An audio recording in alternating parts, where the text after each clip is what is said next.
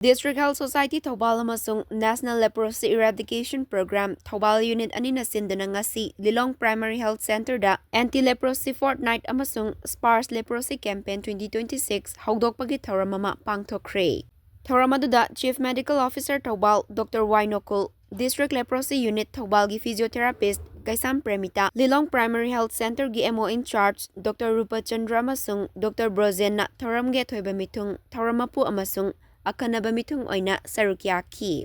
Ending Discrimination, Ensuring haibahiram na pangthokadaba campaign adugi hawdokpagi thawramda wangangbada Chief Medical Officer Thoubal Dr. Wainokul na hai leprosy haiba laina asi matam chana layong masakhangdoktuna layeng hawrabadi yamna laina fahanba ngamba laina amani matam amada leprosy asi pap ni haiduna lotsinduna thambadagi miyoi kayagi punsi pikhamnaki amadi soinaihanki.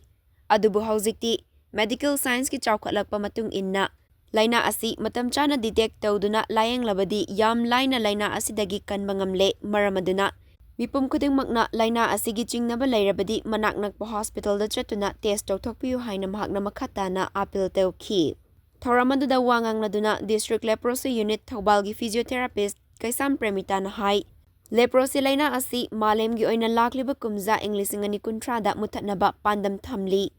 India gi oinadi malem gi oina thamliba pandam asigi mayokta lakliba kumza English ngani kuntareta muthanaba pandam thamli.